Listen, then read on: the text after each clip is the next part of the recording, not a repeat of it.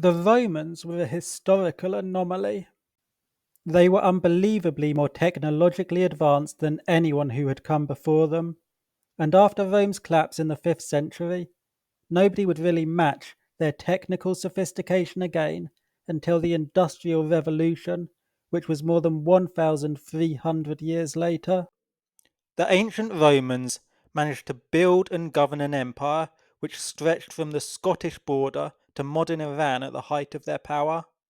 They built houses and roads using concrete, which had never been done before and wouldn't become common again until the 1820s. They perfected aqueducts, which allowed them to isolate their cities from water supplies, improving sanitation and public health. They even had a very early form of state welfare. In 122 BC, a law was enacted forcing the Roman government to supply the poor with cheap grain, and no emperor ever dared to get rid of this law. At face value, it is hard to understand Rome's unbelievable success for its time, and it is just as hard to understand how it could collapse after centuries of having so much success. Historians have been debating the causes of this collapse for more than 1,000 years. There are very few sources left from the time to help us understand it. But thanks to recent scientific analysis, it has become clear that there were climatic events taking place at the time, which might make ancient Rome's unique success much easier to explain. In particular, I want to draw your attention to a climate anomaly which is called the Roman Warm Period. As the name suggests, temperatures rose in this period, especially around the Mediterranean Sea. The Roman Warm Period lasted from approximately 250 BC to 400 CE, which means it overlapped almost perfectly with the Roman Empire. The Roman politician and author Pliny the Younger wrote about how wine and olives could be cultivated in more northerly parts of Italy than in previous centuries. Meanwhile, modern scientists have been able to confirm that summer temperatures in Italy were at least 1 degree Celsius warmer back then compared to the middle of the 20th century, based on how far north certain types of bugs could be found. Compared to modern climate change, the warming is likely to have been more localized in the Mediterranean region and Europe.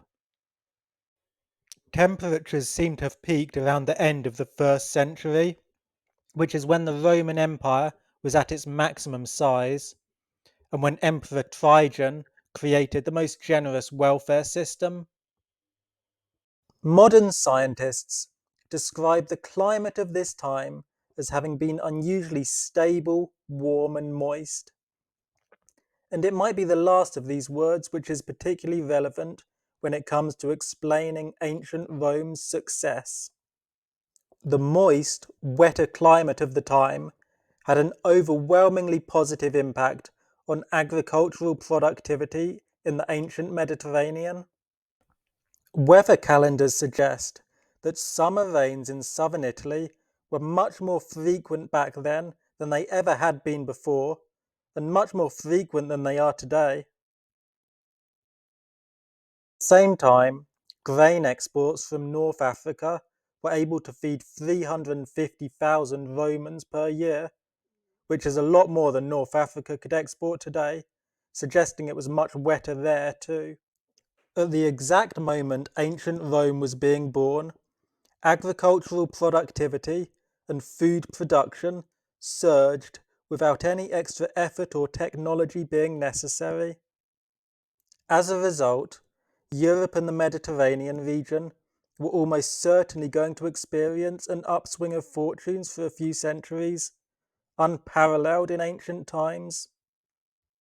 The food surplus, which came from warmer, wetter, and stable temperatures, meant more Europeans and North Africans had the opportunity to try their hand at jobs which were isolated from food production, like being builders and engineers. It seems that human genius can be unlocked whenever it is given that chance. The food surplus also meant some people could be trained as professional soldiers. Professionally trained Roman soldiers had a huge advantage over their enemies because these enemies were usually full time farmers who had to fight in battles as a part time side gig. However, even if the climate made an ancient golden age very likely, this does not fully explain why Rome specifically benefited the most. There are some features of Rome's geography which probably tilted in its favour. For example, it is right at the centre of the Mediterranean. It was the middle of the spider's web. So, as the entire region became wealthier and trade naturally increased, Rome was arguably the most obvious central hub. Also, remember, the Roman Empire was not like a modern nation state. There was no sense of Italian nationalism. It spread the benefits of its citizenship to people across the empire. There was often very little reason for locals to have any problem with Roman governance. If there was a possible alternative to Rome, it was probably ancient Carthage, which had been the region's greatest power just before the climate started improving. But Rome famously defeated Carthage in the Punic Wars. As well as being slightly more central than Carthage, Rome's geography made it easy to defend due to surrounding hills and mountains. The British and Americans found this out during the Second World War, as had the Carthaginians during the Punic Wars.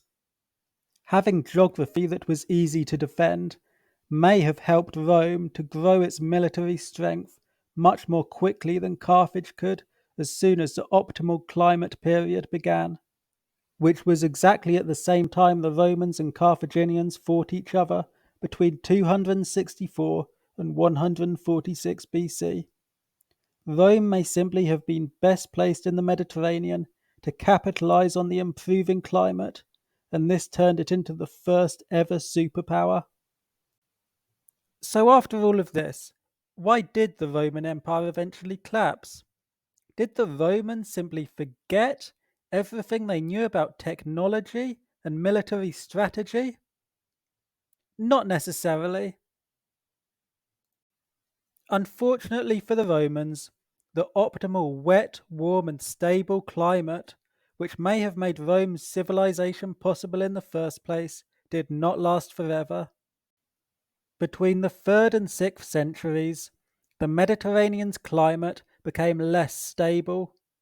It also became arid in the summer, just like the Mediterranean still is today.